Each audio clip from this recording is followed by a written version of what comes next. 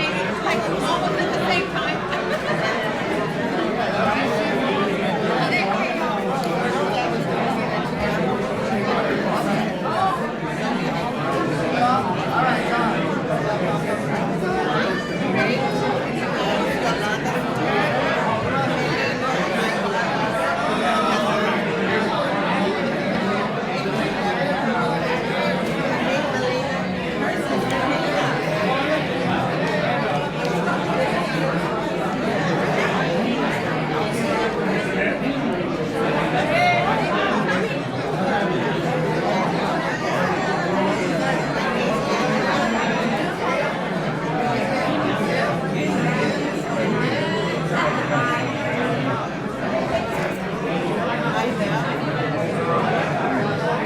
yeah, let's go.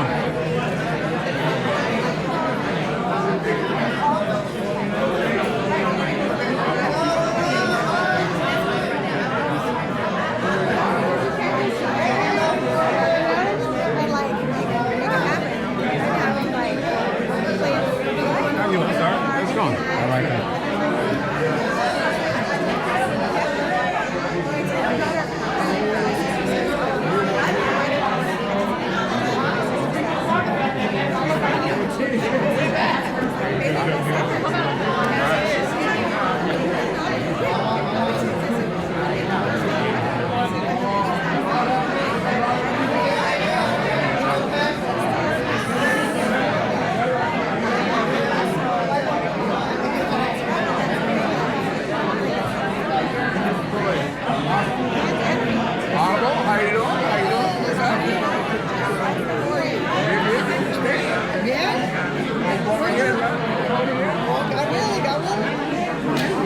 God willing, I don't. What is that word?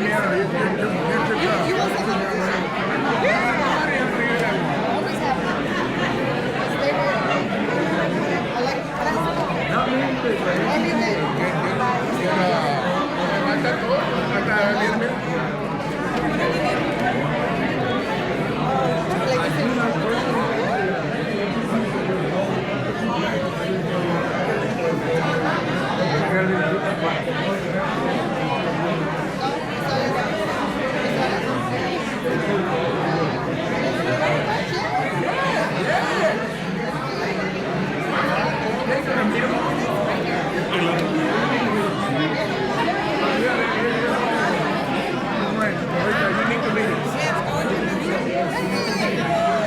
I didn't know you were gonna be here.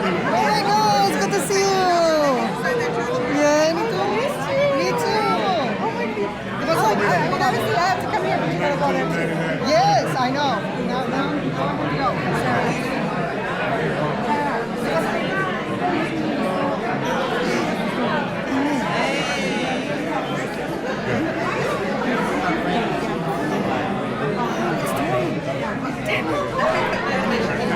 Let me see what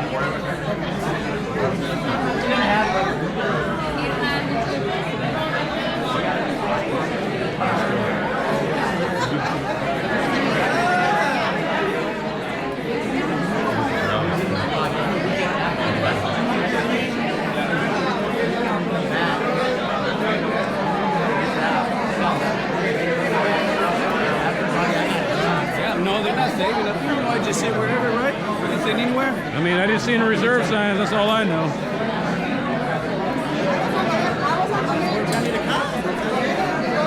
And they gave us this if you need it.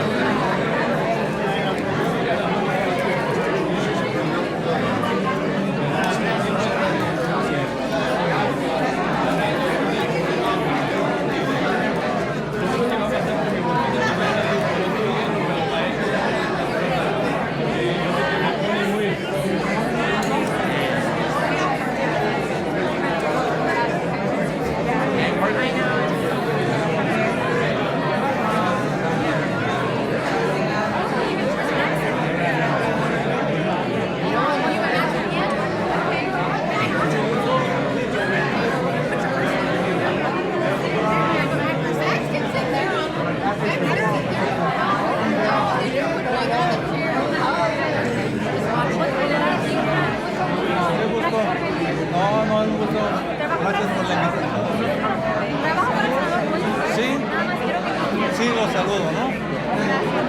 Un momentito. Hey, man. What's going on, man? Hey, did Owen get a hold of you?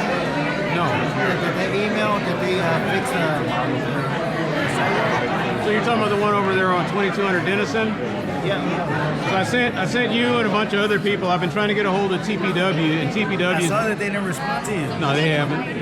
Oh, wait, Elba's right here. Elba Garcia. Oh, okay.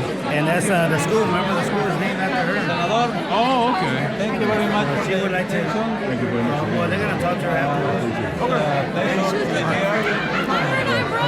Hi, nice to meet you. I just wanted to say hi. Right here in the hot box, apparently. Let's talk. Make sure we got everything.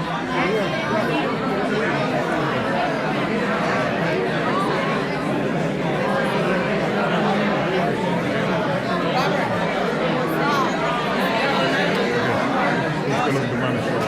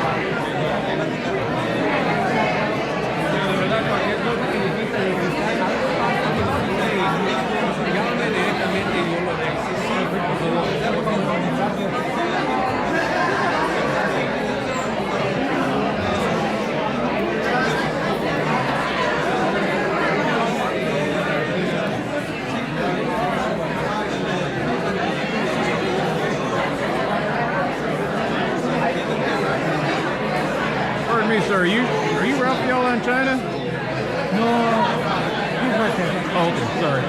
How do you know him? He helped me out with a project that I've been trying to get done for months. There was a sign that got knocked down by some borrachos a few years back. We were there off the Northwest Highway in Lemon. And I tried to get the city to do it. The city would not, they kept redirecting me. I was arguing with TxDOT, Dallas Dot, back and forth, back and forth. And then I got his assistant to break the log jam, and so they finally put it up. And ever since they did it, it's like kind of reduced some accidents. So little things. But it was. They call it a Pyrrhic victory when you try to get. You know what a Pyrrhic victory is? Yeah. Yeah, and that's what it felt like. It was a lot of work for nothing. For me, for very little. Hi everyone. Can everyone hear me? Kinda. Okay, perfect. We will be getting started in about 10 minutes. Before we get started, I just want to invite everyone to walk through the resource fair. The resource fair goes around the room and into the room in the back. Once you go into the room in the back, we do have hot chocolate and croissants. Hot chocolate and tea bread if you would like one. That would be in the back of the resource fair. ¿Cómo está? Hey, Good muy to see bien, you. ¿y tú? Bien, bien. I'm the nuevo cónsul de México. Oh, okay. Bienvenidos. Gracias, gracias. Muy amable. Thank you for. Got hit too. I know. And what? Camera 360. Para todos. grabar. Sí. Para grabar a todos. Yeah, sí. Para el que se esté durmiendo, levantarlo. If someone is sleeping, it catches everything. Yeah. So, yeah. No, it was a joke. Yeah. No, I get it. So. Thank you for being good neighbors, even though we've got, like I said, even though we're kind of bad right now. Basically, we voted for a guy with a mullet and engine parts on his lawn. So.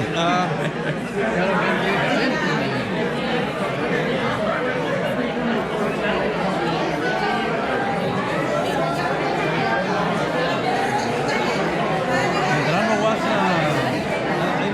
was a boxer. I don't know much about him. But there's a school down the street from where I live, and it's named after him. Middle school, Pancho Medrano Middle School. This is the name of the school. Sí, es la calle Brockbank. Oh. Yeah. Sobre 10, see, what is it? That would be 17 kilometers from here. From here. Yeah. Uh-huh. Yeah. Familia de Medrano es muy importante en Dallas. In Dallas. Yeah. Oh, okay.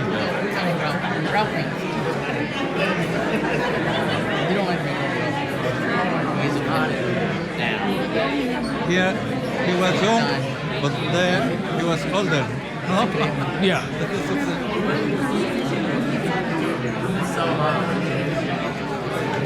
La mejor fotos, the best, always the best photos.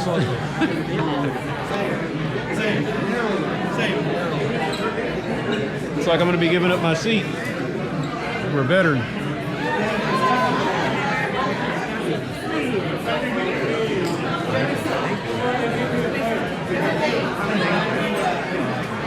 Hey, Omar. Doing good to see you. Everything good? Yeah, we're working on it. All right. We're working on good. Is So, Laura being good to you? she's been helping out somewhat. All right, good.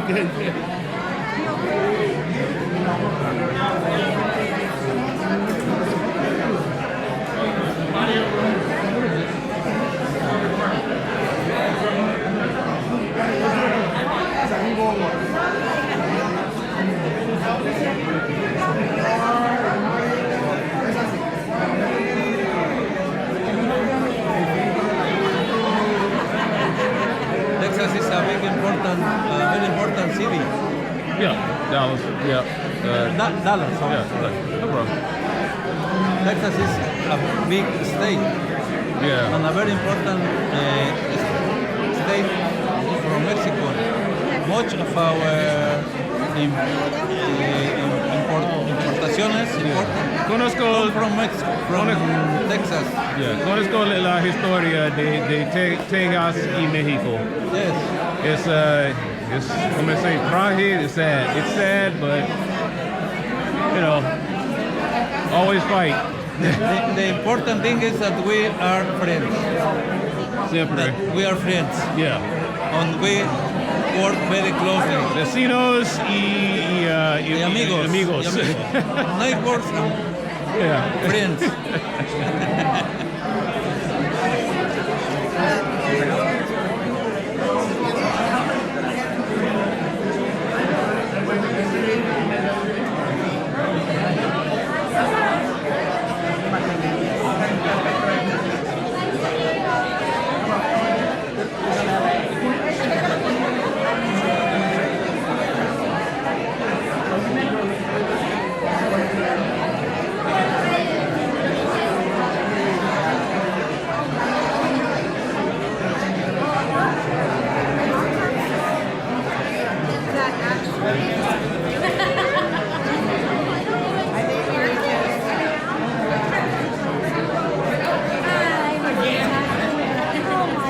I want you to meet Abigail. Abigail wants to know me.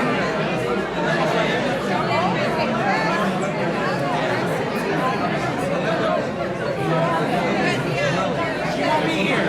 The other team. Yeah. I want you to meet her.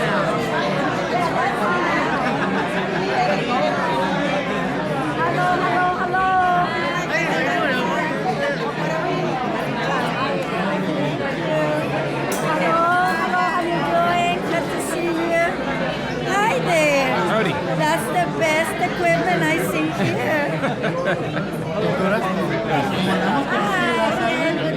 Thank you so much for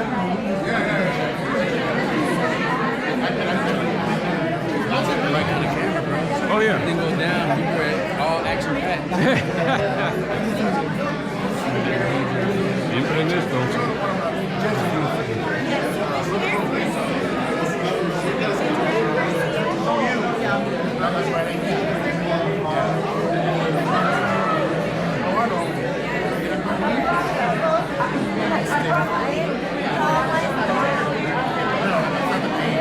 When I realized it was the week of, I was like, oh my god.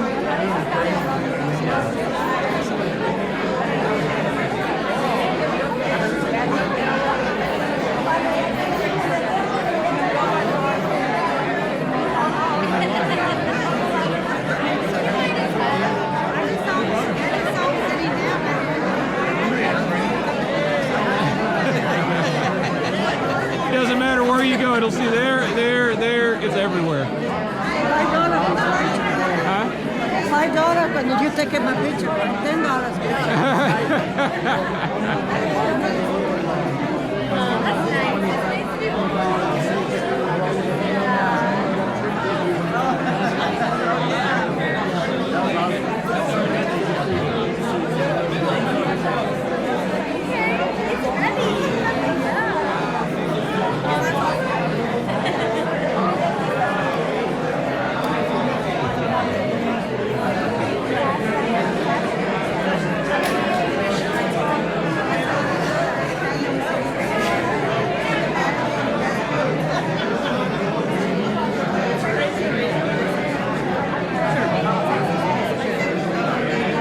Okay, guys, we're gonna start.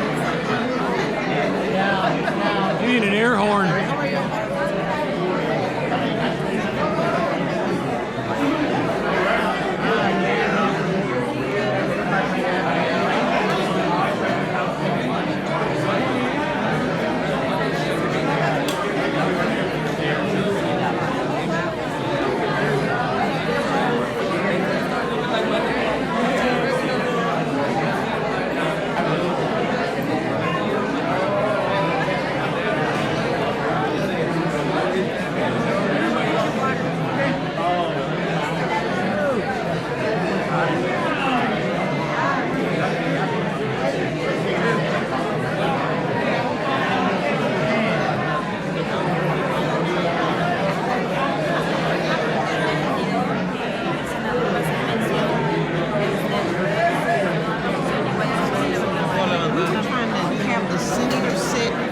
In this chair, and did you move, or do you need to be here for?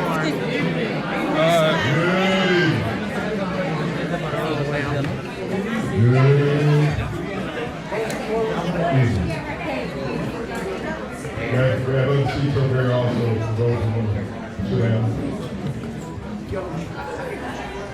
Well, Rommel, it's a great day.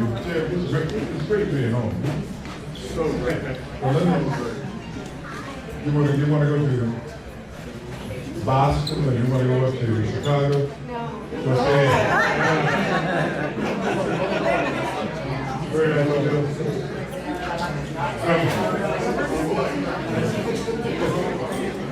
Okay.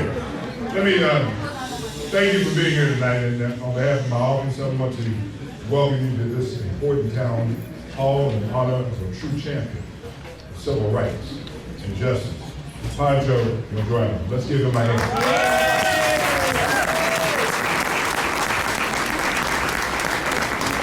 You know, this is, we try to do this every 2 years. This is the third time that we've done this together. It's bigger and better every time that we do it. And the fact of the matter is we will continue to do it. Tonight, we gather not only to discuss the future of our communities, but to honor the legacy of Francisco Pancho Medrano. His brother is here. Paul, where's Paul? Right here. Paul, let's give Paul a hand. This is Paul.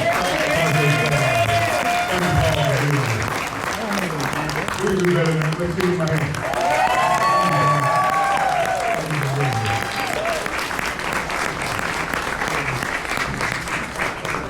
Pancho was a true trailblazer in labor and civil rights. Born in Dallas, a Little Mexico neighborhood in 1920, Pancho rose from humble beginnings to become a nationally recognized advocate for working families, civil liberties, and racial justice. As a union leader with the United Auto Workers, he championed fair wages and safe working conditions. His courage during the Starr County farm workers strike led to a landmark U.S. Supreme Court decision victory in Alley versus Medrano, which protected the rights of protesters and helped dismantle unconstitutional anti-picketing laws in Texas. Medrano marched alongside Dr. King, stood with Cesar Chavez, and was invited to the White House by President Jimmy Carter, and needless to say, Pope John Paul II. Here in Dallas, he led a interracial coalition during times of racial unrest and was never afraid to speak out against injustice. His life reminds us, as Paul and I was talking about a few minutes ago, his life reminds us that lasting change takes courage. Let me say that again, y'all. Lasting change takes courage. Conviction in communities, and it's the same spirit we're calling on tonight. You know exactly what's going on in this country and in this world. If we don't come together and quit just talking about it and do something about it, we won't be able to get the change that's necessary. Pancho was a person who believed that communities of interest are important. It's not just for Latinos, not just for African Americans, not just for Anglos. We've got to be able to come together and make certain that all of us have a seat at the table of power, that we're able to sit down, talk civilly. We will not agree on everything. That's fine. But there are certain core values that we must make certain that all of us address, rally around, and make certain that not only the city of Dallas, the county of Dallas, the state, Texas, this United States, that we continue to work towards. You know, I want to give a special thanks to the Medrano family for their support and presence here tonight. So let's give them a hand.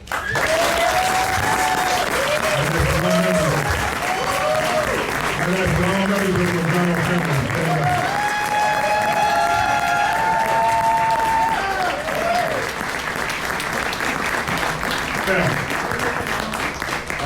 All the brothers, I know all of y'all, and nephews and all that, but your sister, okay, and I go way, way back.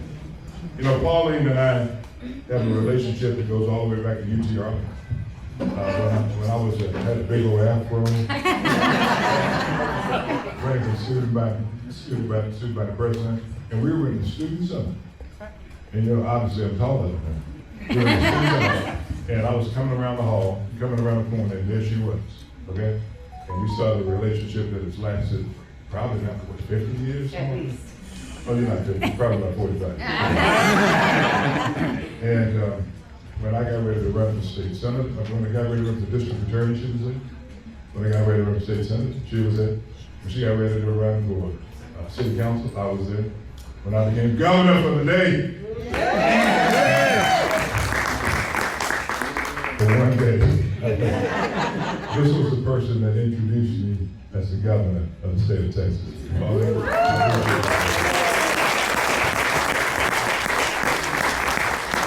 Father, thank you for allowing us to continue to honor your father and his extraordinary legacy. Thank you for your leadership, your advocacy, and your commitment to continue to fight for justice that your father dedicated his life to. And before I introduce all of these elected officials, wow, okay? We came here to honor your father. I want to say Dr. Cruz. Where's Dr. Cruz? Out here. I want y'all to meet Dr. Cruz. Dr. Cruz.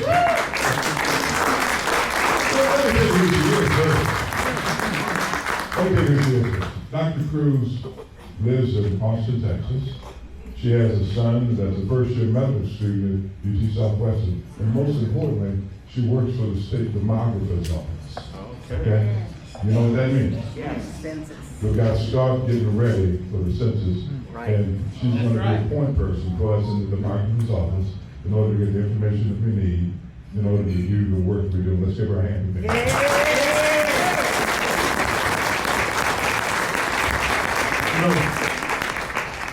You understand the importance of voting, so I'm not going to go there. I just want to let you know that I'm going to have to leave about 7:30 as Miana. Where's Miana? I'm right here.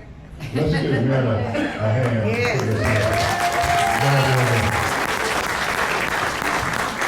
I believe about 7:30 there, but a little lawsuit is going on in El Paso. Called redistricting. And I've been called to testify tomorrow morning, so the last suit, Councilor Oscar, is the last airplane is leaving about 8:15, 8:30, so I'm going to get to left field and going to take it, Justin. So I just want to let you know that if I sneak out here, I'm not sneaking out. I'm going to do the work that is necessary in order to make certain our bill that we put ourselves in the best position possible to win that lawsuit and make sure we get fair maps here in the state of Texas. Thank you for fighting, sir. Now, next, I want to try to introduce all the elected officials. I'm going to start off with those that did what we asked them to do. Send us notification that you're going to be. And then I'm going to introduce all of those that didn't send notification. And as I say your name, please get up so we can recognize you. Our friend, down at the County Commissioner's Court, my friend, Dr. Elba Garcia. Dr.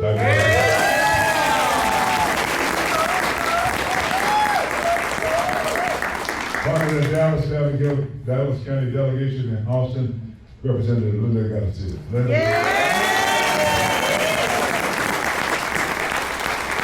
And my father's been crying for many, many years. The man himself, Lafayette and Shea, right there.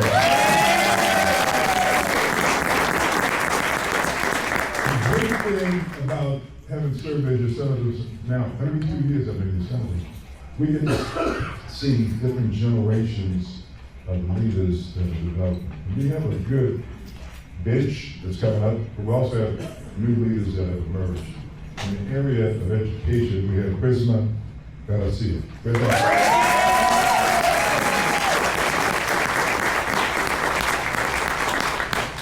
not had that education meeting yet, but you and I, we're going to meet about that, the service. All right. And DISD is Mariana here? Yeah. Where is it? In the back. Where is it? There he is back here. Okay.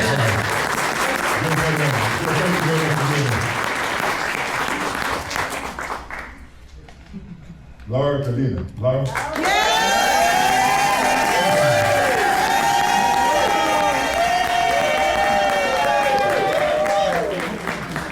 Thank you for allowing us to come to you. My friend, my domino partner, where's Jaime representative? Jaime, you here? Jaime!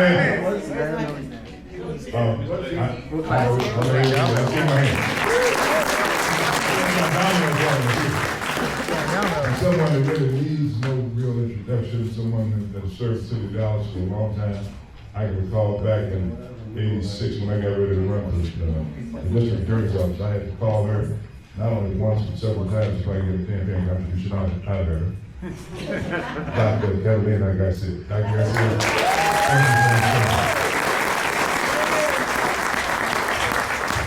And this young man I've been knowing for many years because we've been involved in scouting for many years, and now he is, needless to say, working in our community. Dr. Macario Fernandez.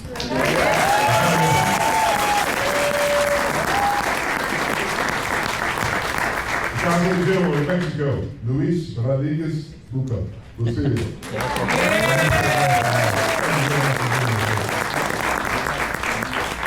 Danielle, Gay, Danielle Willis, Danielle, thank you very much for your.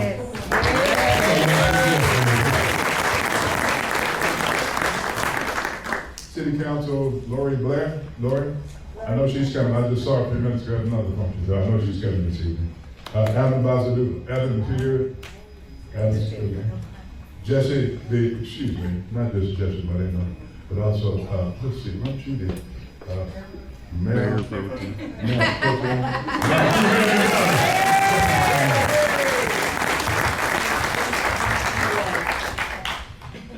We also have from Grand Prairie City Council, Betsy Adams. Betsy?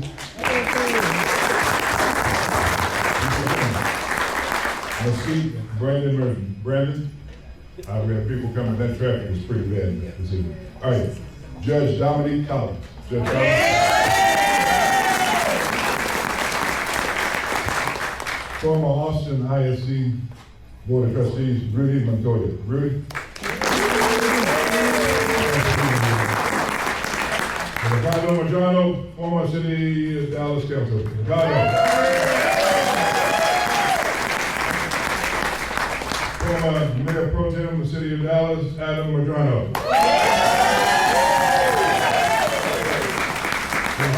Pauline Medrano.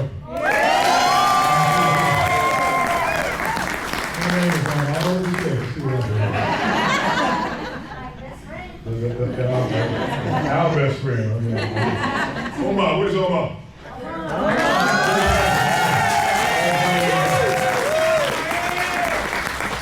My partner in crime, State Representative Terry Massa. Terry. Former City Councilwoman Monica Alonso. Monica.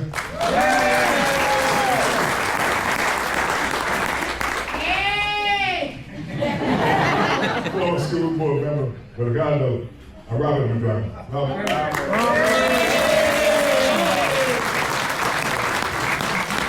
Very much is Justice Street.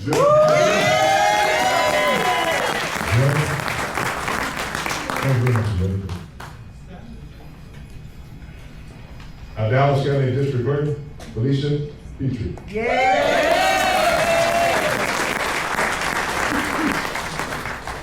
Judge for the 195th District Court, Hector Garcia. Hector.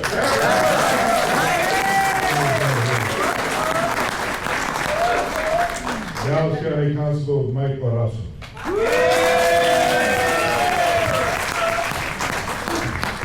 right, so for the next 30 minutes, I'm going to talk about that. Have I missed any current or former elected officials? Right here. Your ex-partner. Oh my God, right here. Judge Saylor, thank you very much.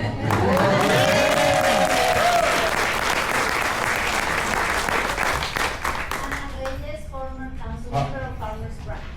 There's former councilperson, Farmers Branch. All right, going once. Brenda Campbell, great city of Hutchins. We just dedicated a city hall. Beautiful. Come on, baby. All right, let's see, have I missed anyone else? Okay, we have the president of UNT Dallas here too. Let's talk about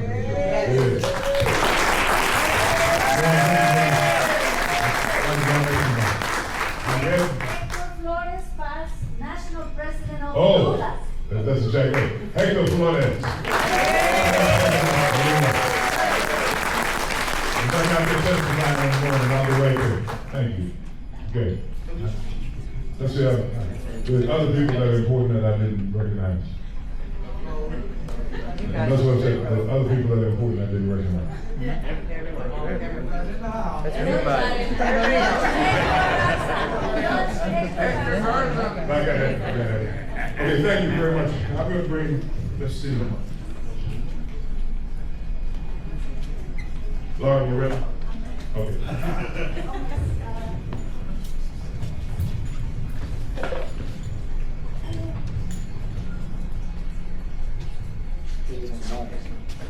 Thank you, Senator West. Again, my name is Laura Cavenda, and I have the honor of serving as the City Council member for District 6. Welcome. I'm truly grateful to see so many of you here today. Thank you for joining us. Before I had the honor of serving as a City Council member, I spent 8 years as Chief of Staff for Council Member Omar Narvaez. And I also worked alongside former Mayor Pro Tem Pancho Medrano at City Hall. Throughout my life, I've been fortunate to have strong leaders who have paved the way for me. People who believed in public service and pushed me to step into my purpose. One of them is my cousin Diana Orozco Garrett, who was the first Latina judge elected in Dallas County. She and her husband William Garrett worked on 14-1, which paved the way for me to serve on the Dallas City Council to represent District 6. Another was my Aunt Debbie Solis, right here. She took me to my very first City Council meeting to fight for environmental justice. That moment sparked in me something, a sense of responsibility, and it helped shape the path that I walk today. Today we gather to honor someone who did the same for so many other people, Pancho Medrano, a trailblazer in civil rights and a powerful force for justice in Dallas. His legacy is one of action, courage, and lasting change. Pancho Medrano was more than a leader. He was a unifier, a man who brought people together in the fight for dignity, fairness, and equality for all. His story is remarkable, from being known as a heavyweight boxing fighter to becoming a dedicated advocate with the United Auto Workers in 1960. Pancho Medrano never stopped fighting. His fight simply moved beyond the boxing ring. He became deeply involved in politics and advocacy, championing causes that still shape our lives today. Labor rights, civil rights, and justice for farm workers. From the marches to the protests for Santos Rodriguez right here in Dallas, Pancho Medrano stood on the front lines. His commitment to justice extended far beyond Texas. He took part in civil rights demonstrations led by Martin Luther King Jr. in Selma and Birmingham, Alabama, and stood alongside Cesar Chavez in the fight for farm workers' rights. His activism reached across states, generations, and movements. He showed us that courage isn't just about confrontation, it's about conviction. It's about doing what's right, even when it's hard. As Pancho Medrano once said, in America, everything is politics, from the day you were born until the day you die. This truth reminds us that leadership and service are lifelong commitments woven into every aspect of our lives. By paving the way for the next generation of leaders, we carry forward a legacy of service, courage, and vision. Just as he inspired his children and grandchildren to step into leadership roles that have left a lasting impact on Dallas, we too have a responsibility to uplift and empower those who will lead after us. I want to thank Senator West for bringing us together for this important town hall, an opportunity to hear from voices across our city who are carrying forward the torch of Latino leadership. Together, we continue the work that Pancho Medrano started. Thank you so much.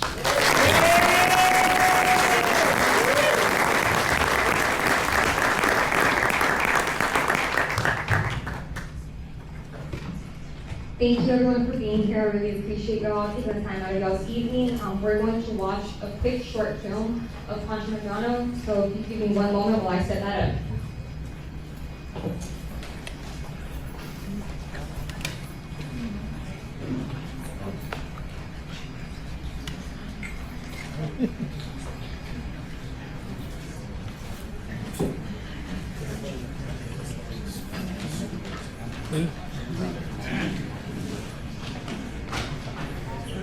Big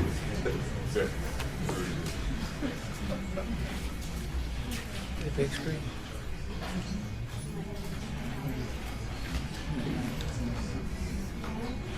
Oh, they got them on YouTube. No, that's Microsoft Stream. The mail? Really?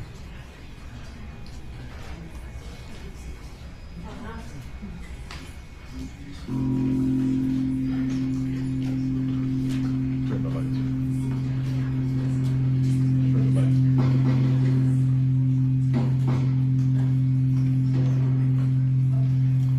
Okay, my name is Francisco Medrano. My parents came from Aralme, Progreso, Guanajuato. They came here in the 1918 because of the Mexican Revolution. They walked all the way from Dallas to Progreso. They walking into about a year and a half. I was born after that here in Dallas.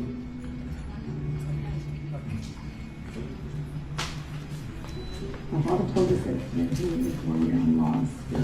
Then a few years later, his Hispanic community moved into what we now live.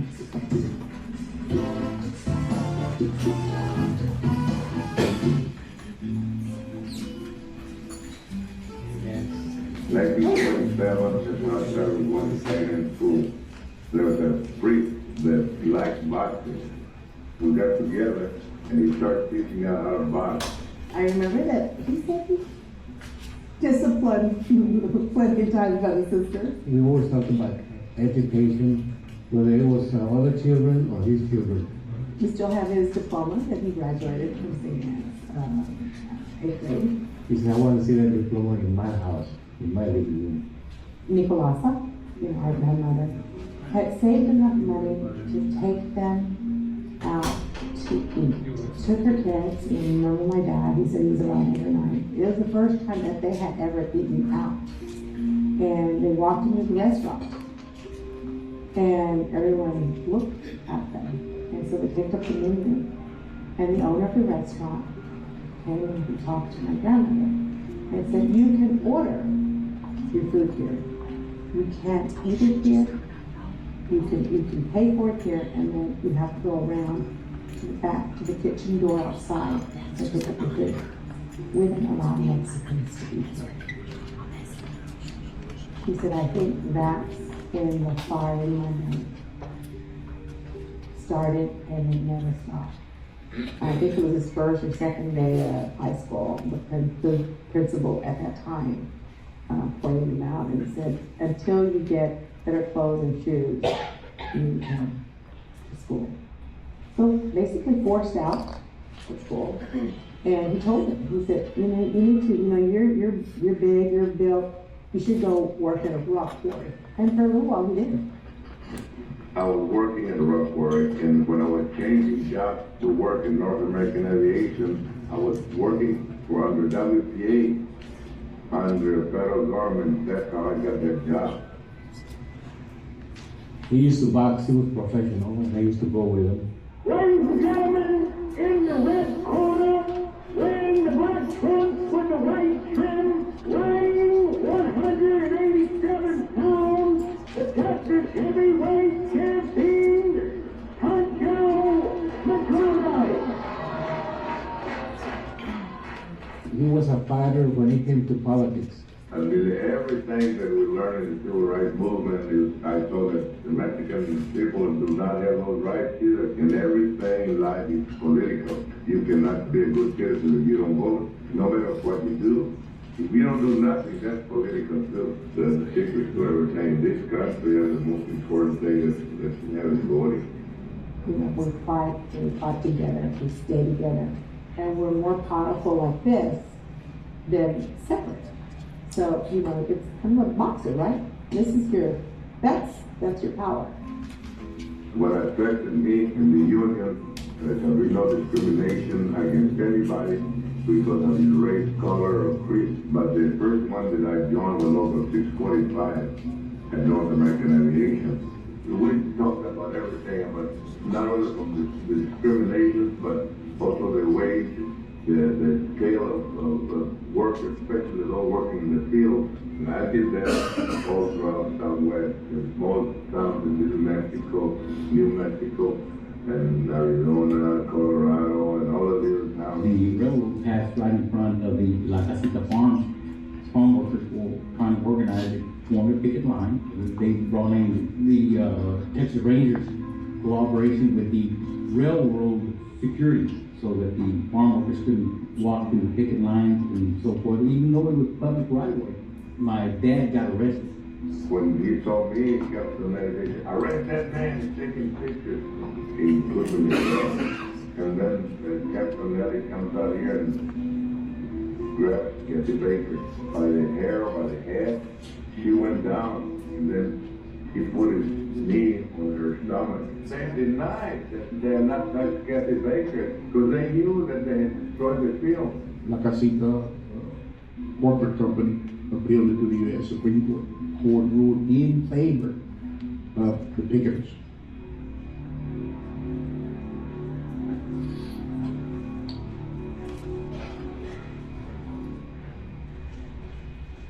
As he was traveling as an international rep, he was gone a lot. My mom held him before. She paid bills. She's the one that held the house for him.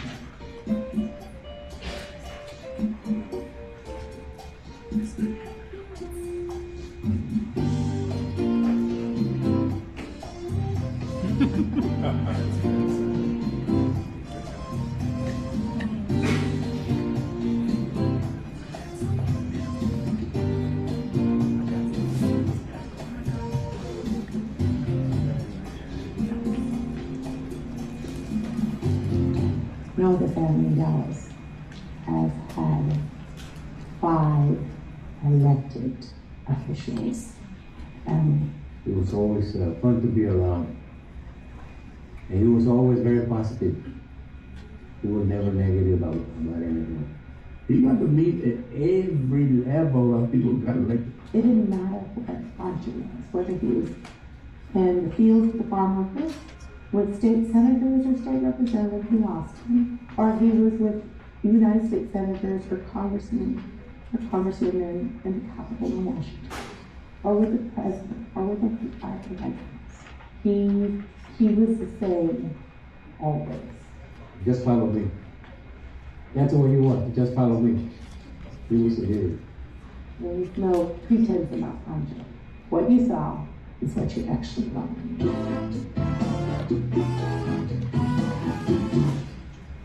When you're born until the day you die, you're in politics, whether you like it or not.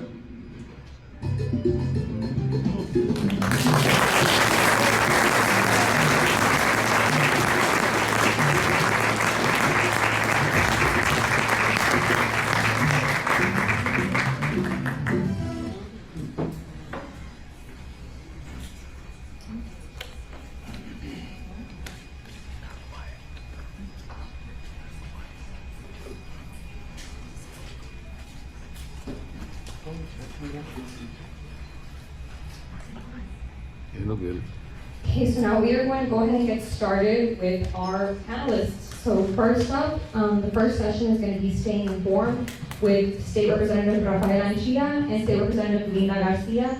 And DIC Joe Carrion will be moderating. If I could go ahead and come on up.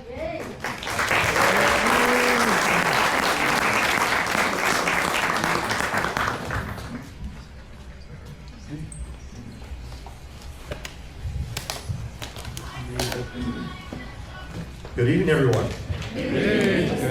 Wow. This goes low. My name is Joe Carrion, and I have the privilege of serving as president of the Dallas School Board. But more uniquely, I have the privilege of representing 2 very important schools in our community. The first school is Esperanza Hope Medrano Elementary School. Give a round of applause for it.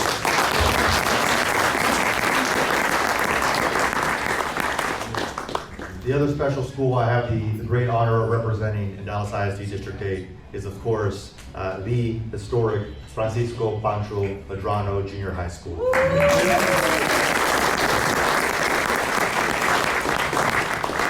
It is an honor to represent those schools, and it is a pleasure to be here with you tonight. I'm gonna jump right into it because we have lots to talk about and not much time.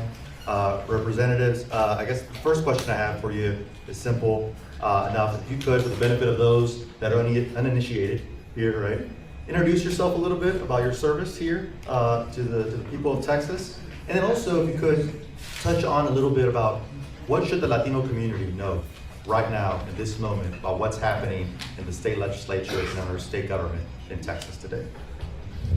Hello everyone, my name is Linda Garcia, and some of my background includes being a published author where I made investing directly in the stock market accessible to people of color, which just means that I wrote a book that is very easy to understand and necessary in our communities, because we are taught to be consumers and not owners, and so it's time for us to also take ownership of publicly traded companies.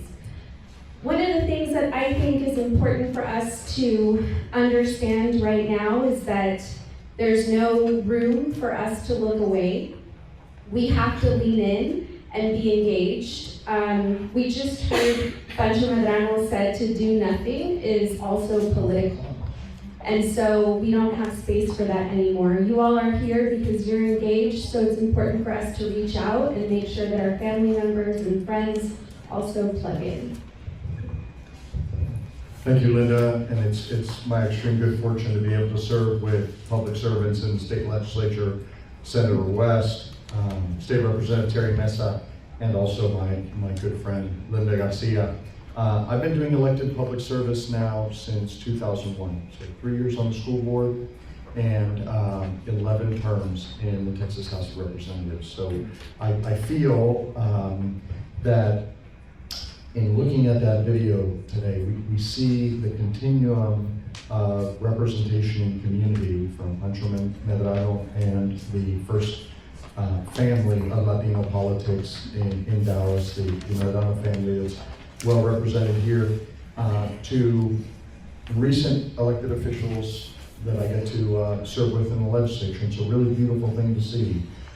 Without that work that was done by the Medrano family, by the Alonso family, by the Garcia family, to uplift us as a community, it would have been impossible for me, or Linda, or Joe, or anybody else to do our public service. So I really want to lift up the thanks for the families who did the pioneering work here in the community.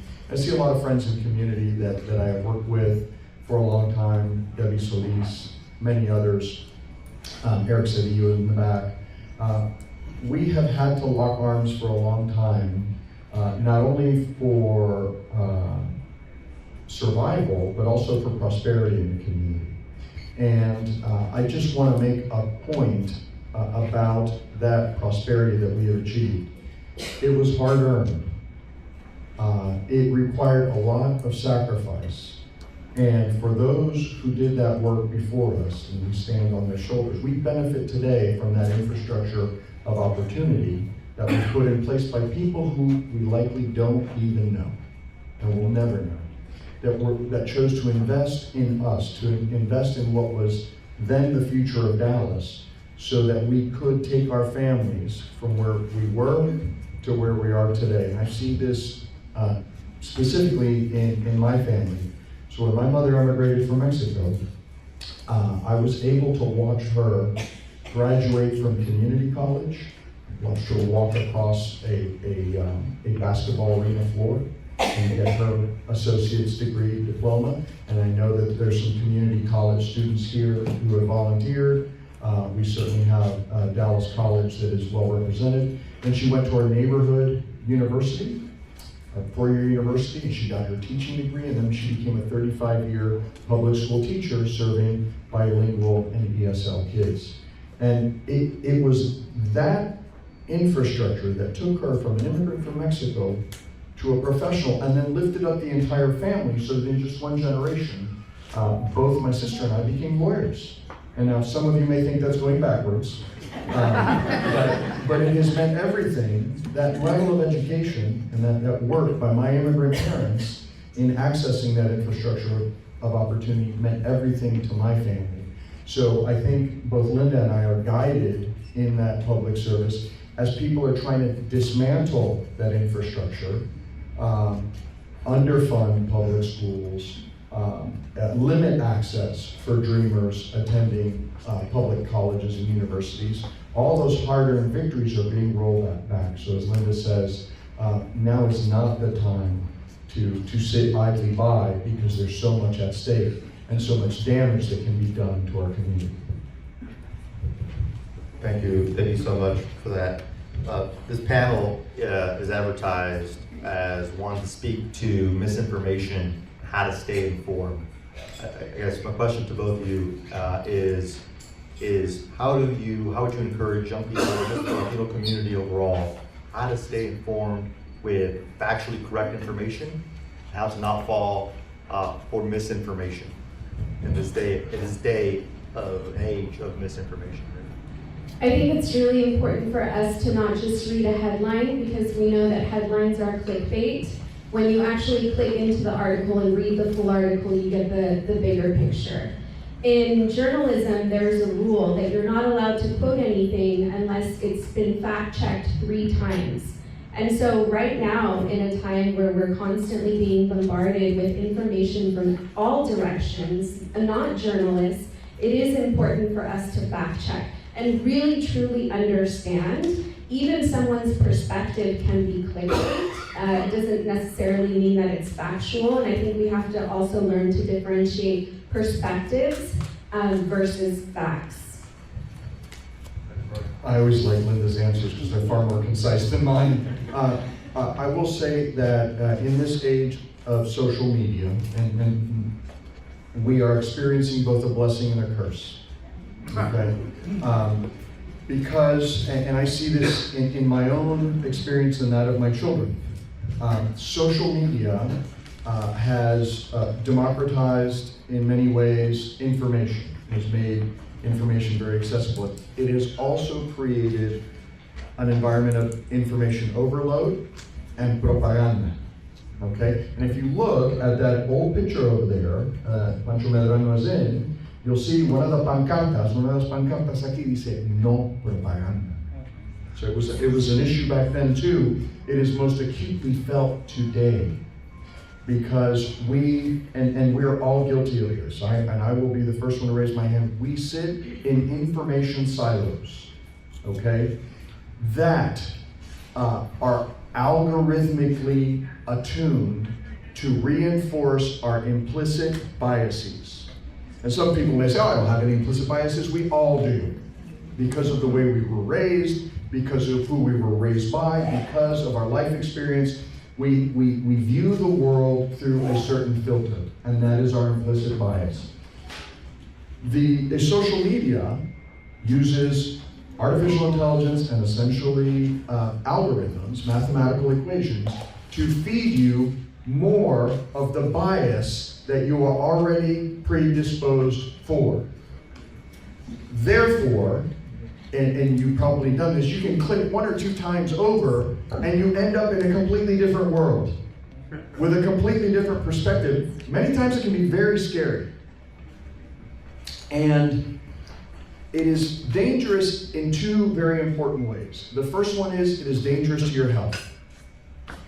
It is dangerous to your health because all of us have had that experience where you go down a rabbit hole and you click, and before you know it, you've spent an hour, 2 hours. It's 1 in the morning, and you are stuck receiving this bombardment of messages. By the way, that is unhealthy. And I've done it, and we've all done it. One of the best things I've been able to do is get away from social media. So while my team does a great job on social media, I have tried to inoculate myself from it. So it's unhealthy. And then number 2, because we do not know oftentimes the sources of the information that we are consuming, it is, by definition, propaganda. We don't know the motives behind the message. We don't know the people behind the message. And it always comes from groups that are like, oh, Texans for all good things. For happiness and cute babies and puppies. But we are susceptible, as all human beings, because of our implicit bias, to this propaganda. So do your best to try to pull back a little bit from your social media. It will improve your own mental health, and it will also allow you to do something that we rarely do anymore, which is read. Read words, not 5, 6, 7 second videos from people or governments who do not have our best interest in mind. Cuidado con la propaganda. Y para la comunidad de habla hispana, nosotros recibimos más mensajes de propaganda de otros países, de mala información, que cualquier otro grupo. Y somos susceptibles a estos mensajes. Thank you for that. So we have time for at least one question for this specific panel from the audience here. So anyone have a question for our 2 state representatives that are here with us this evening? Somebody? Yeah, we have a question. Oh, here, yes, go ahead. Nobody else here. Go ahead. First of all, I want to thank you all for coming together tonight, and I want to thank you all for allowing me to use your space to ask questions. First of all, I want to thank you if you were the two of the two that did leave the state to prevent what's going on with the industry. I know that was a huge sacrifice.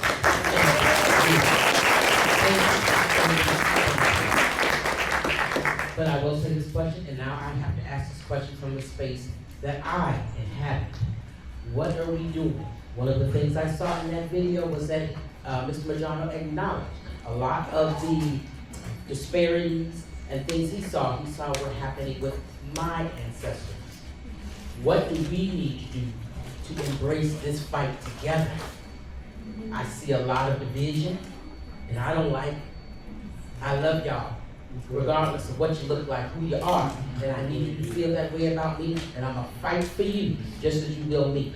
What can we do to make that relationship better?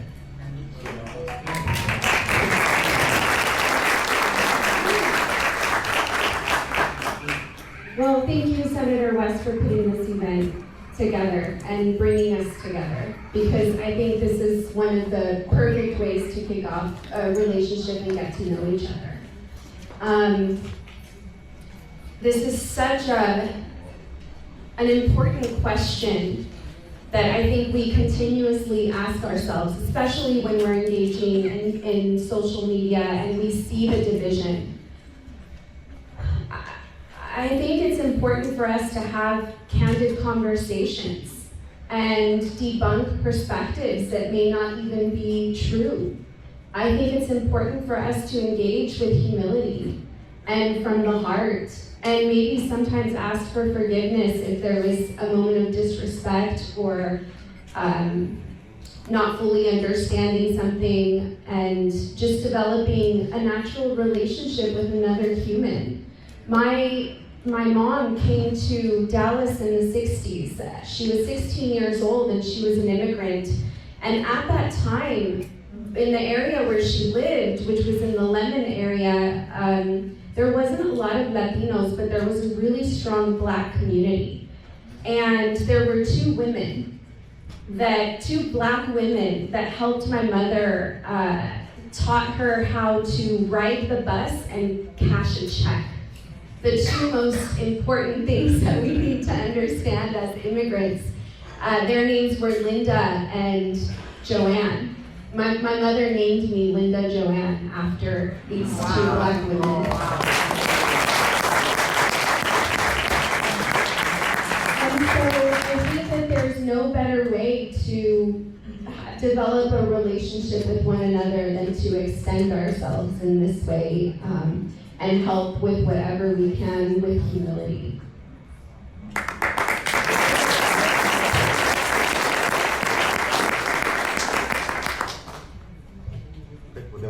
With that, Representative Garcia, Representative Achia, thank you so much. Yes. Thank you.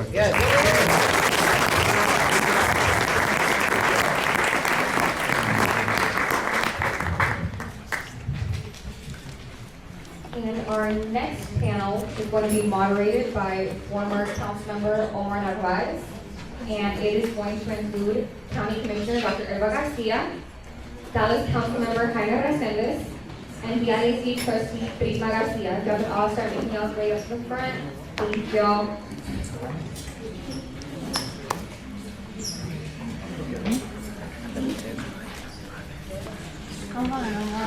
Do this. Good evening, everyone. Good evening. It got a little warm out in here, didn't it? So make sure you watch yourselves and drink water if you need it. Don't be shy about that. And let's get this started. So I want to thank Senator West one more time for doing this. This is the third one you mentioned, and I did all three. So thank you. Yes, this is really huge, and I'm so happy it's in West Dallas here in District 6. And thank you to our Councilwoman Lara Cadena for hosting us one more time. So I'm going to do the part on youth. So are y'all ready? We are. All right, let's do this. So Prisma Garcia, trustee. I think you're the youngest on the I'm board. getting old. You're getting But being young isn't a bad thing, because you can see things from a different perspective, what I see when I did things. So I always had youth around me and wanted to get the youth perspective. So this first question, and you can each answer if you like or just interject, is to start, can each of you briefly introduce yourselves, right? We're gonna have that first. And then share how your background, whether as a Latino, an immigrant, or a first-generation American, has shaped your path into public service and the work you do today. So I know this is a long question, so try to do it really quick so that we can get to the meaty question. And I want to scoot up because my former colleague over there, I don't want to miss him. So yeah, Prisma, I'm going to start with you. Hi, my name is Prisma Garcia. I have the honor to serve District 4, and if you don't know where District 4 is, it's in Pleasant Grove. Also Sigleville, Box Springs, Kleberg, Riley. I'm very proud of that fact because the Southeast, we're ready to have some change. And my background, my parents came here from Mexico in the 80s, and they came for a better life. And so my viewpoint was always get the most education possible. So I've never stopped taking class.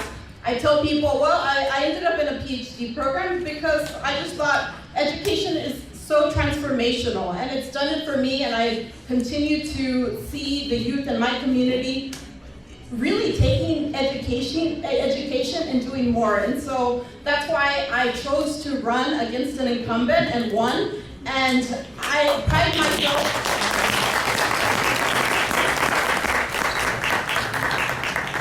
myself on being a Latina, first-generation college student, on being from Pleasant Grove, and being a Spruce grad.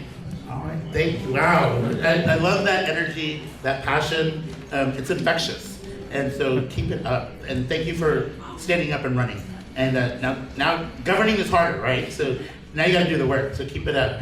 Dr. Garcia, you have been in elected politics for many years. I don't want to say a long time because that sounds like, because she's not like that long, right? So, but I mean, come on, that's long. So many more, right?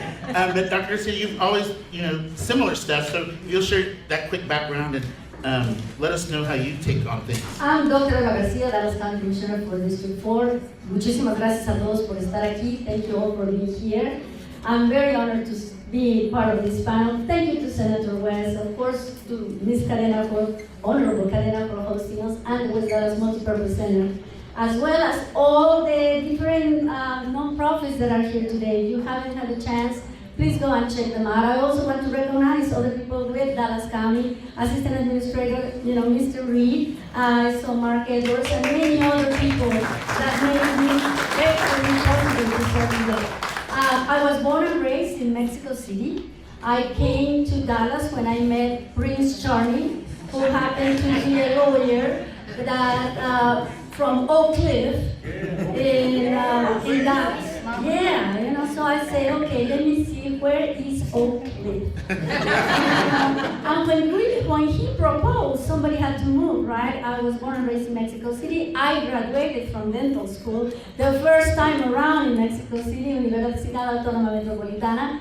And then I told him, Domingo, you just have to move to Mexico. And he told me, Elba, there's a lot of Mexican lawyers in Mexico.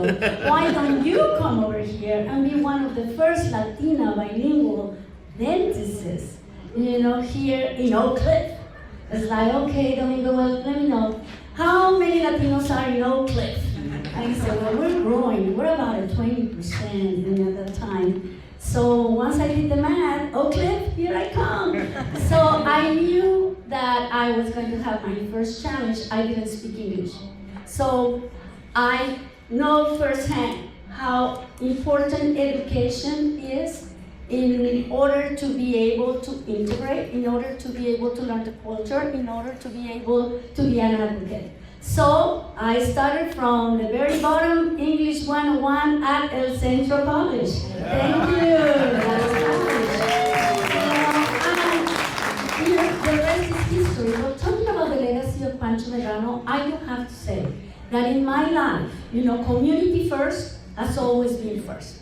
After, when I applied to after I was a dental assistant first, then I applied to Baylor College of Dentistry. And the people who signed my recommendation letter was Commissioner Chris Simons, which was my predecessor, and I actually serve now in the position in Dallas, in the Dallas County Commissioner's Court, and Dr. Claude Williams, the first African-American orthodontist, that say, this Latina can be a great dentist.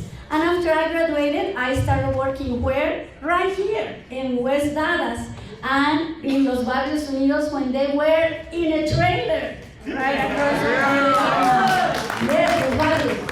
They gave me the first opportunity to get to know what the community needed. Who takes the kids to the dentist? Moms, right? And after I graduated and I started working for community dental health, that's how I got to know the problems with police response, potholes, animal control, and all the needs that were right here in West Dallas. So by the time I bought my own practice, guess what?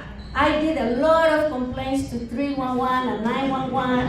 People will call not only for a dental appointment, but how my complaint is going. So little by little, I became more involved in Cecilia's church, and then with the Dallas Hispanic Chamber of Commerce, until somebody says you need to run for office because we need you at a political level. And like Pancho Medrano say, in America, everything is politics from the moment you're born and you get your birth certificate to the moment you die and you get your dispatches.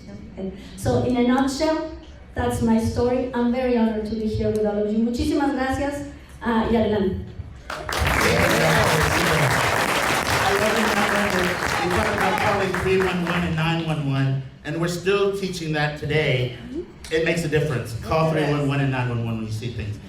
My colleague, former colleague, my brother, mi hermano, and the city council when I was there, Jaime Resendez, you know the question. Take it away because your story is amazing. Thank y'all so much for having me. I'm happy to be here. Buenas noches a todos. My name is Jaime Resendez. I represent District 5 on the Dallas City Council. District 5 encompasses several neighborhoods out there in Southeast Dallas, including Pleasant Grove. And so I grew up in Pleasant Grove, but I like to tell people that I grew up in the rich part of Pleasant Grove. Not like me. And for the people that don't know, there is no rich part of Pleasant Grove. But I am a U.S. Army combat veteran. I'm an attorney,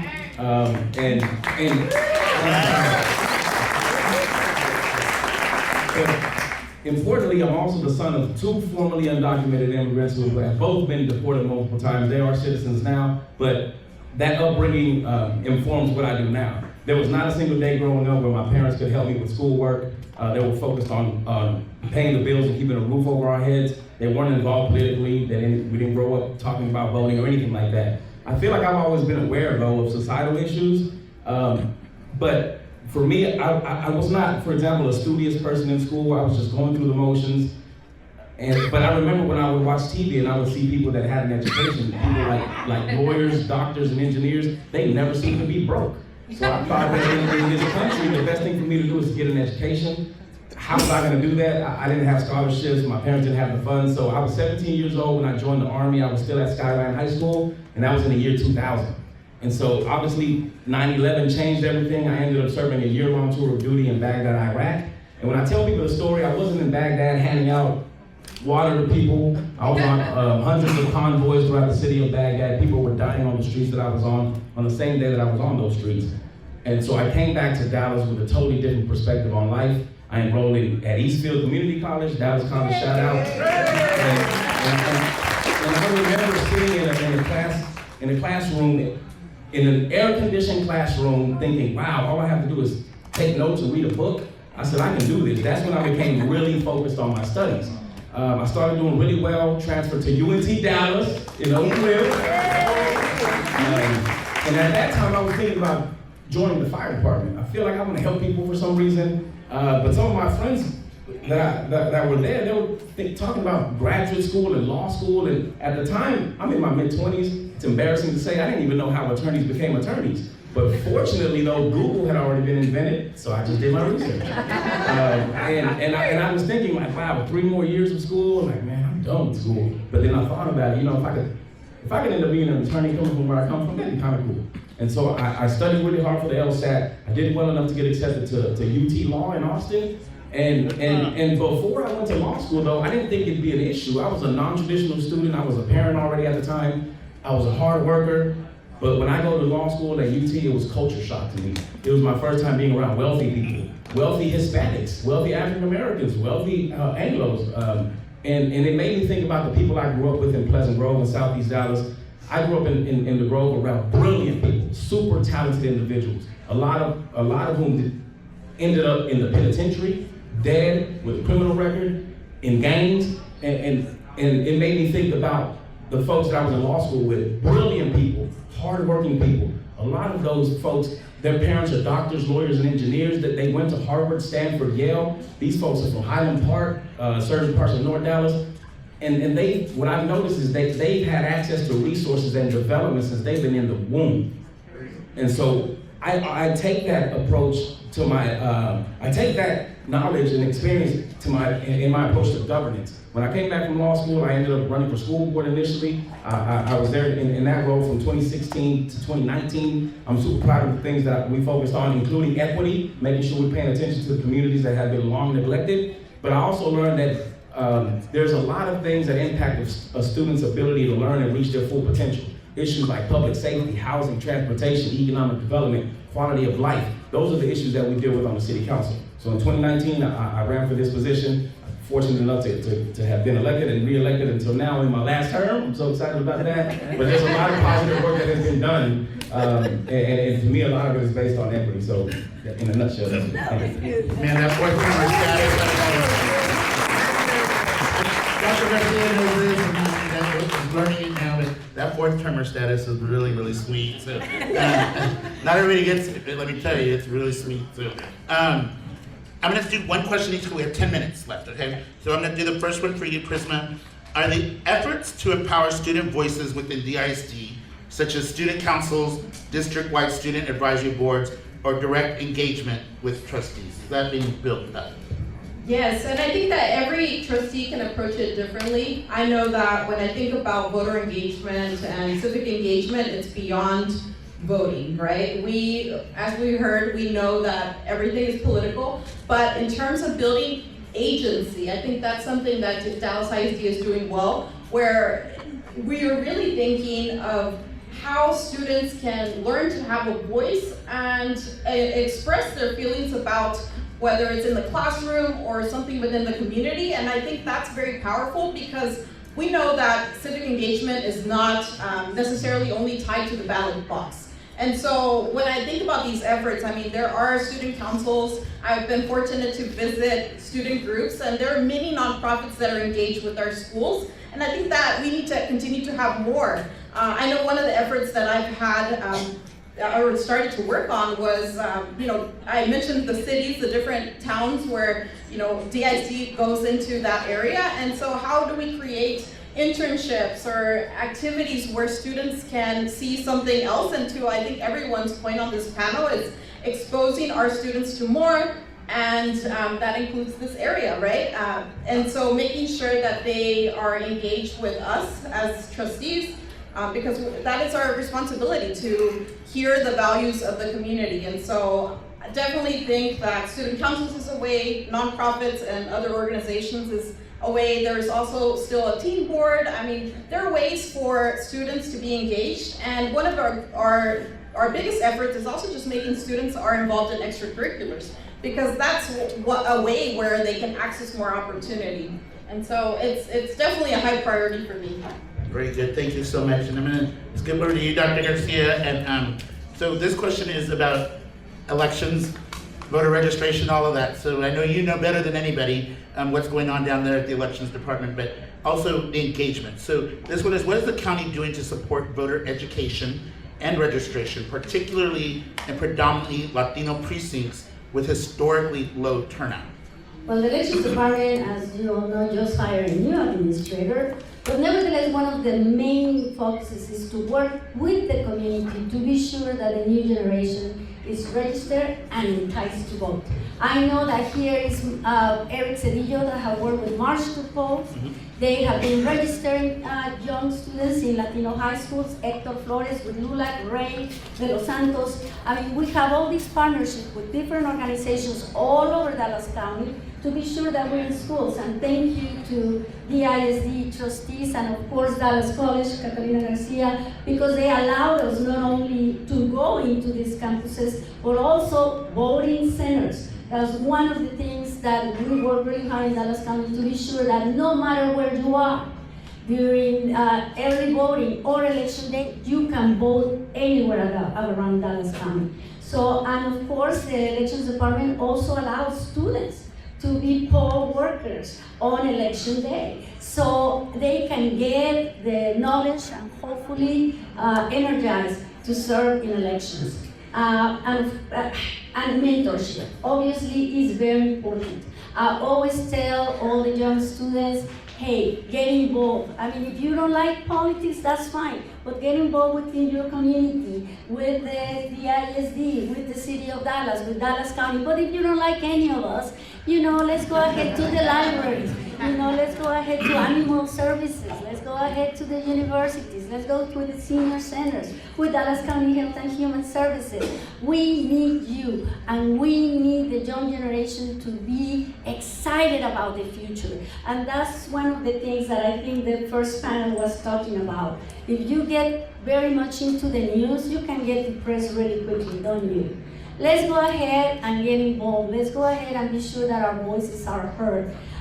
Through some of the students that have interned within Dallas County, I have doctors now, lawyers now. I have one council person in Crandall, Texas, that is also a teacher. So positive things are happening. We need to be sure, and I try that every single time I talk about success, I talk about the success stories that come from the community, like Lara Cadena, like Prisma Garcia, and many of you that have been activists within the community, with the Medrano family, mentoring the next generation of not only leaders, but voters. Muchísimas gracias. Thank you. One follow-up. You talked about working as a poll worker, right, Yes. during the election. Do people get paid for that? And if Yes. so, how much? Yes, they do.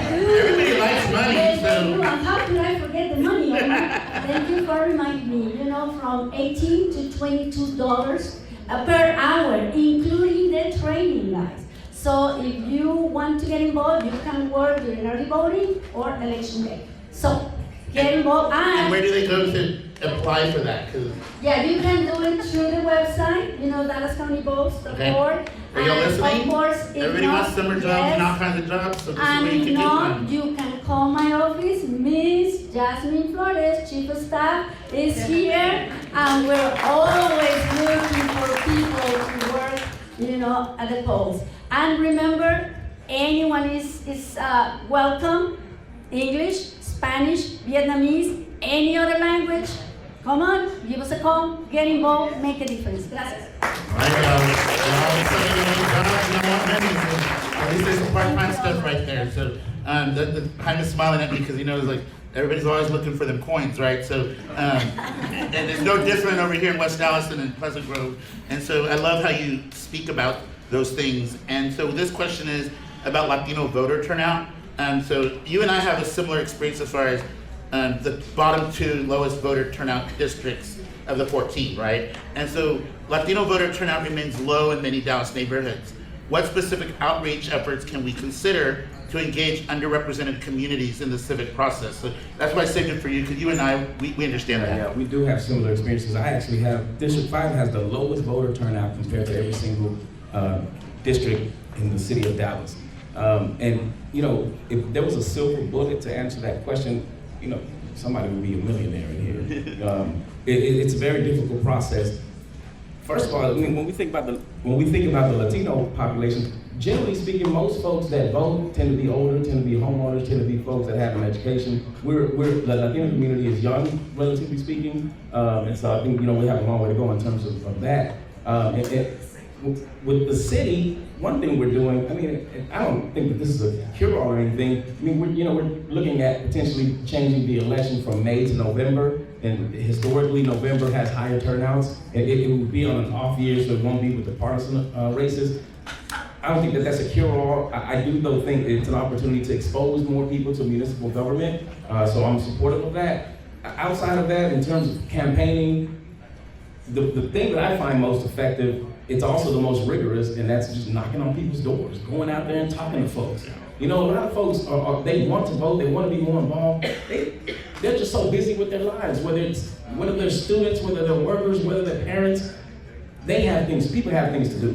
And so it's very important as a candidate. It's honestly, Victoria, my wife is here, she can tell you it's my favorite thing to do, but it's so rigorous, and we have kids, so it takes me away from the home, and so, but it's effective, and it helps a lot in terms of getting people involved. That good old-fashioned door knocking. I can tell you, Jaime and Dr. Garcia, Prisma, when I ran in 2017, we doubled voter turnout in District 6, which seemed like a huge, phenomenal feat. It was, but when you go, there were 1,250 was the record, and 2,550 was what we got it to. It doesn't seem like that big of a deal, but it really is when you think about, you had to drag out 1,250 more people we had to find in the span of like 3 months. So it's not as easy as Jaime's not saying it's easy, it's hard, it's rigorous. So Victoria, your wife, thank you for sharing Jaime with us at the City Council. He brings a really unique perspective to a lot of issues. These are all dynamic leaders. I've watched each of them, whether I served with them or at different levels, and I can't thank you all enough for what you all do to give back to our community, each of you. It's been such a really honor for them, but also for me to be with them, and the honor with me for them to serve with them or answer the call when they call, and them as well when they did for me. So this will conclude this panel, because there's a lot more panels, and I know everybody wants to get to them. And in the back, I see my friend Francis Rizzo over there, who's got her register to vote shirt on, so I think that they're registering in the back. October 6th is the last day to register to vote for the upcoming November election, where we are voting on state constitutional amendments. Tarrant County does have a ballot person. There is a race. It's a special election. Honorable Pancho Medrano. Mario Quintanilla is here. Where is he at? Oh, there he is with Frost Bank, but he's also a DFW Airport appointee, serving us there as well.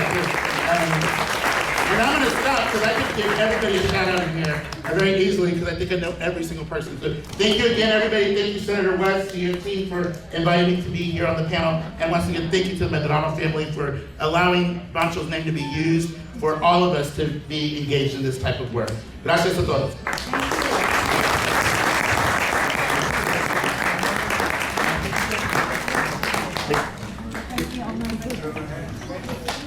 Thank you everyone. This is the last session, and we're going to have Dr. Catalina and Dr. Macario Hernandez and the ISD trustee Joe Carrillo moderate. So you have to please start making your way up to the front.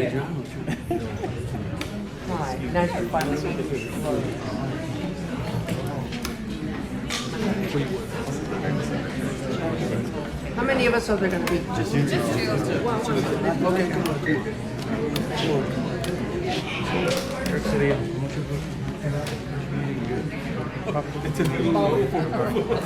It is. No, you're going down now. I feel like I'm really lower.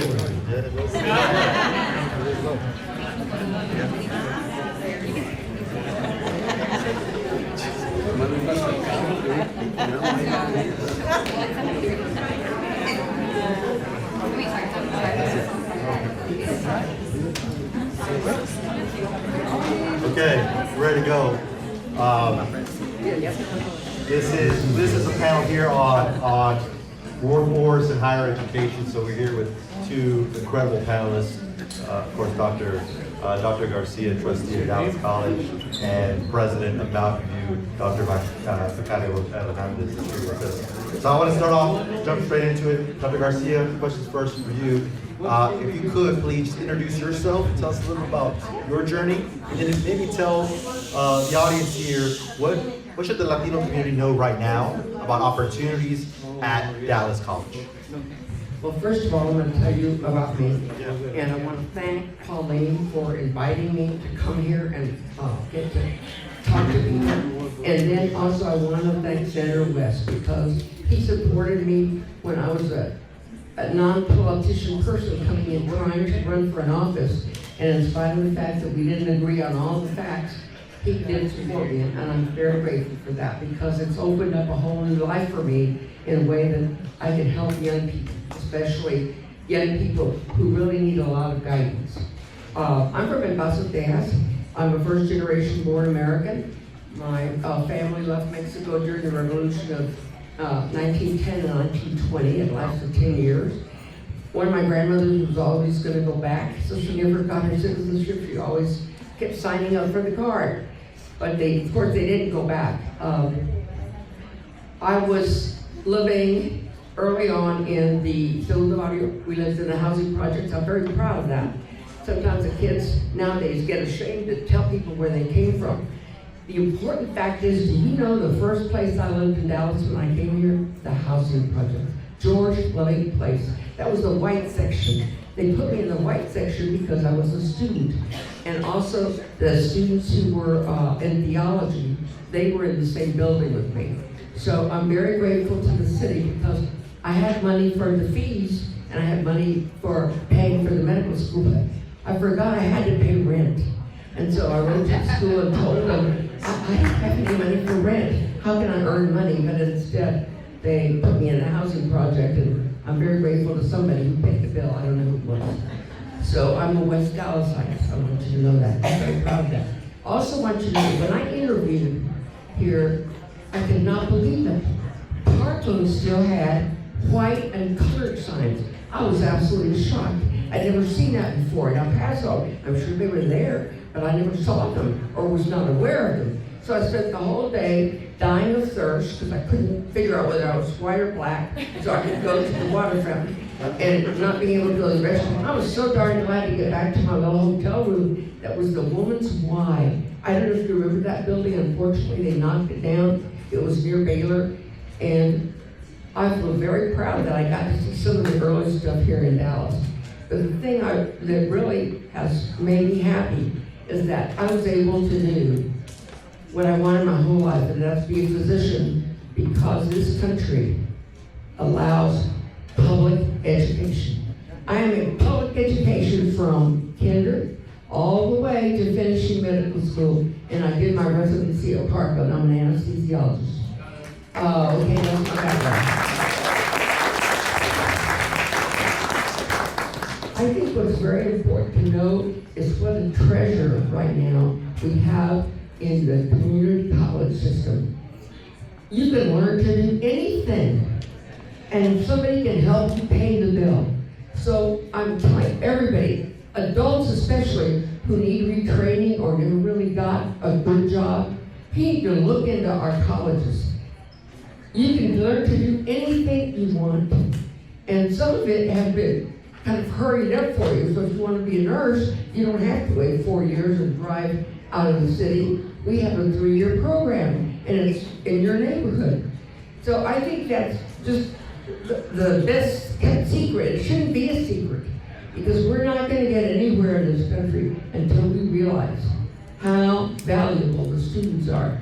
You know, I keep hearing people pat themselves on the back, they help this scholarship, they help that scholarship. We're only doing it for ourselves. If we don't have students for the future, no business will be able to function. This country won't be able to function. And that's one of the reasons that a certain political party is trying to take public education away from us. because we are the salvaging person in this whole country. The student is what is the answer for us. Make certain that all of us get to get an education, and especially a public education. Did I answer your question? Absolutely, thank you so much.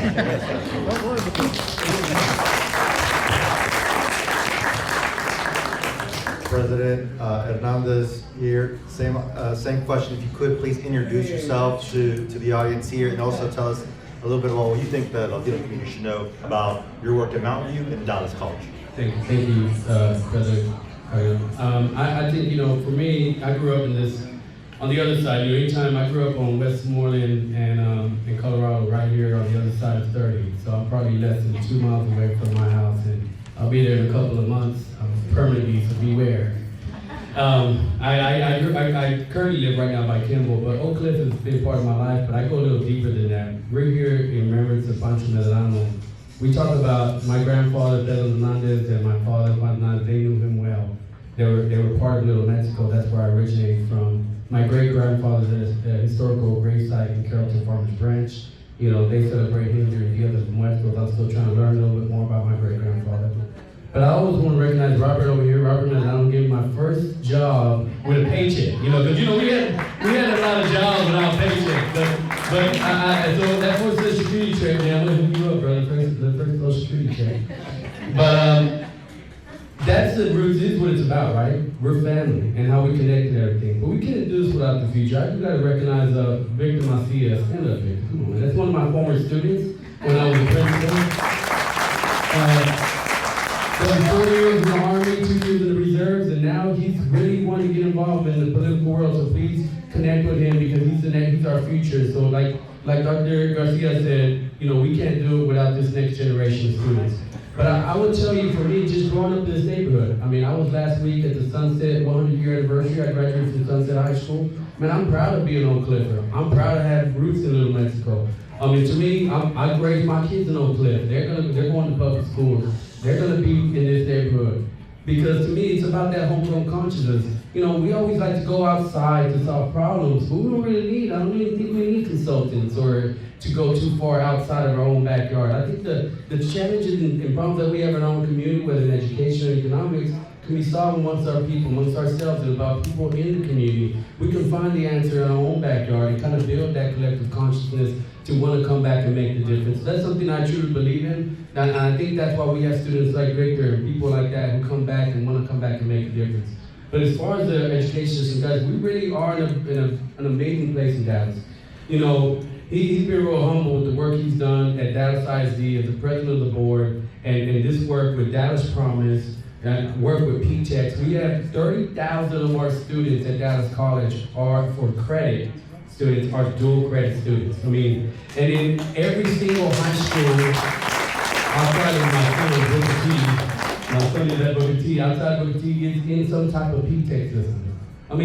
The work that's happening here with collaboration, in other words, how we work together with districts, UNT Dallas here in the building, Dallas College, Dallas ISD, these kind of networks really transform because people thought, I'm going to tell y'all a stat that y'all may not believe, 90% of the completion rates of students that are coming are high school students that are dual credit in Dallas College.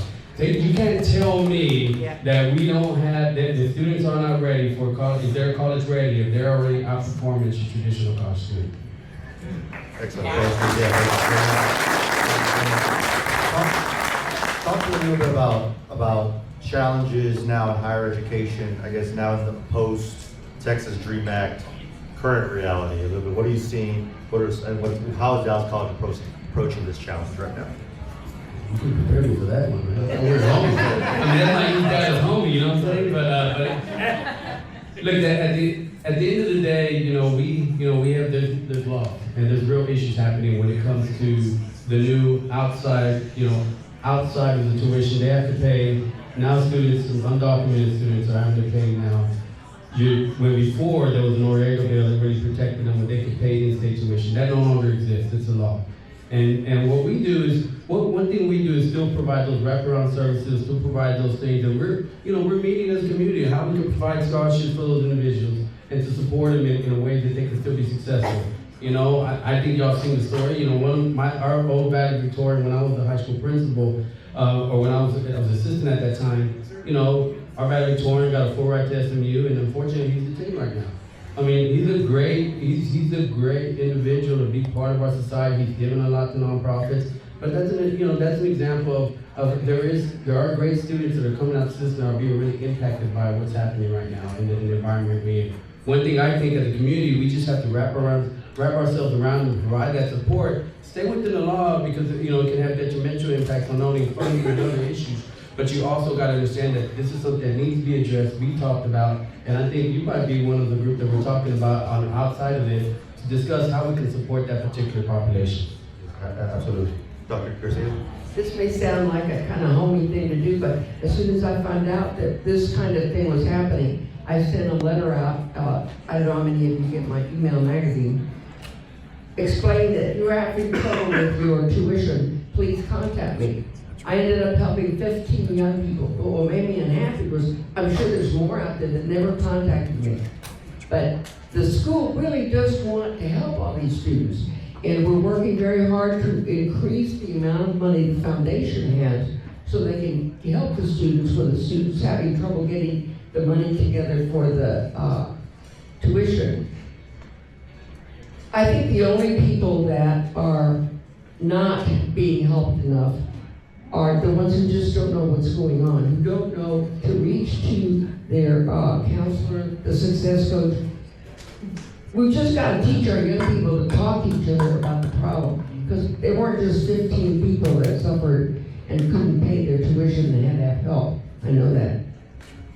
You know, we have the Dallas Promise. You know, we that's something a lot of people don't know. I was at a panel on Monday just talking about this, and only about 1/5 of the audience said they knew what Dallas Promise was. So I'm going to ask the same group: do we know who knows about the Dallas Promise? Okay, it looks like 1/8. But what I'm saying is, you know, that's what I'm talking about. Dallas Promise, believe it or not, if your child is a senior in high school, they're going, and majority, I would say at least 85% of the high schools in our entire, not just in Dallas, I'm talking about in our region, those individuals have an opportunity, if they don't meet a certain income threshold, they're getting college paid for.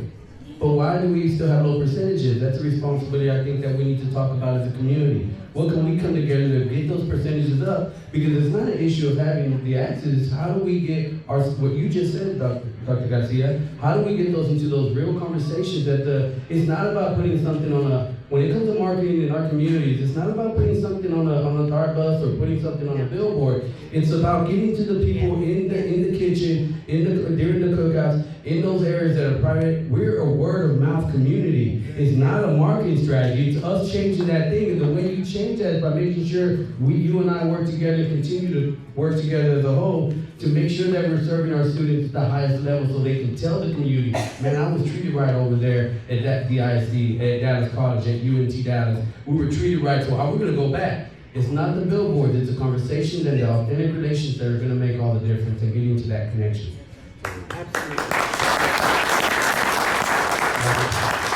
I just want to say publicly thank you from Dallas ISD perspective to Dallas College for being such wonderful partners. Truly the best relationship between a community college district and an ISD. Sit tight here for a second because we do have time. I want to do talk show host again. And we do have time for one question from the audience. Yes.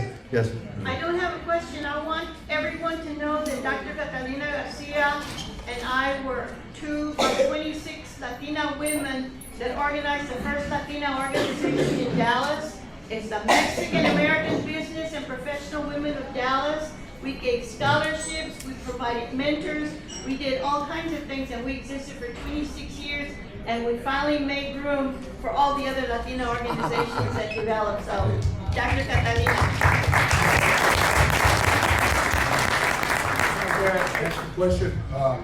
What impact is charter schools having to do with public education? Is public education being heard by these charter schools? And is these charter schools giving this information that they can go to college? Or what is the impact that's having charter schools everywhere around the neighborhood? I thought we were homies too. Okay, I see y'all gave me a little warning. These are some real strong, it's a good question. The reality is you gotta look at the community that's happening. Charter schools, if you look at the numbers, they're predominantly south of 30 as compared to north of 30. I mean, you know, there's some real issue there. But we're at the point, unfortunately, Mr. Medrano, that we have to work together because some of those charter school systems are now part of Dallas Promise. And they're part of the process because there's still kids in our communities going to those schools. As far as how it is hurting, for example, Dallas ID enrollments, it's hurting us in that, you know, there's different rules and regulations where you don't have to be certified to be a teacher in a charter school where in Dallas ID, I'm sorry, but these are just real rules. But I'm just telling you right now, we still got, I would say that we have to, you know, we still have to work together because at the end of the day, our generation is still in those classrooms and those still students I got to get them out here to Dallas College and get certified. You know, I would tell you that there are real challenges. There's no question about that, right? And so, but I would say to you, the work that we're doing now is really promising. You gotta understand, when I went from Sunset, no other school would have ever accepted me. I walked around the halls of Mountain View, lost as a student, I was there for the AC because I didn't have good AC when I was growing up. Something like this, man. I feel like I was at home today. But what I'm saying is, but what I'm saying, that's why it's not affecting me none. I mean, some of you guys don't know what I'm saying. But West Dallas always does it to old Clippers. You know, they know we're coming, and so they can raise the heat a little bit. That's the way it's always been like that. Once you cross 30, they get it. But look at her laughing. She's laughing. She's right. But I would tell you, for me, as I was a law student walking around outside of, you know, it was that community college. It was Mountain View that gave me that opportunity. It was the professors. It was the community. It was the people that are in this room that are also impacting students. You know, the relationship I have with Victor is going to matter to what happens in his life. We got to stand there for each other no matter what, because if I can go from a student was lost at Sunset coming from to become the president of that same community college, that means we're looking at the next president of the United States in this community. That's what I can tell you that. Ladies and gentlemen, please give a round of applause to Trustee Garcia and the President.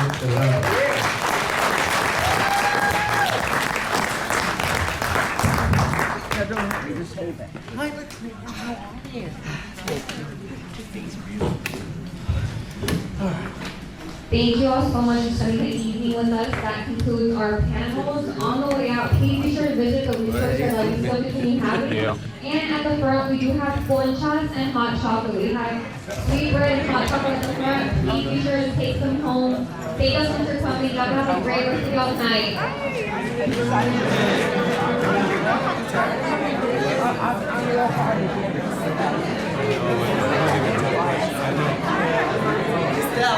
Nice to see you around. Yeah.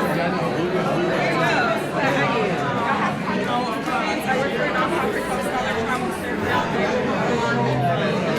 Support the academic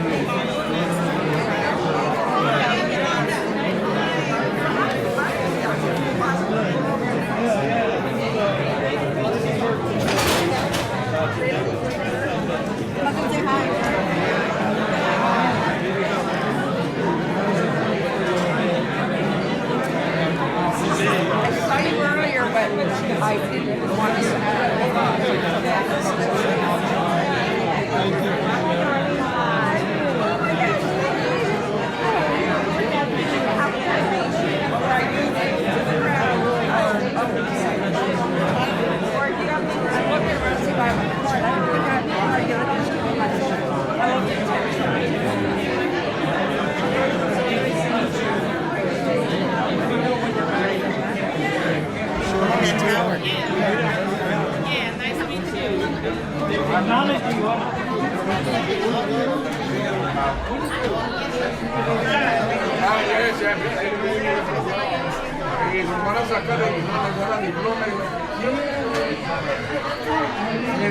no le van a dar su pega.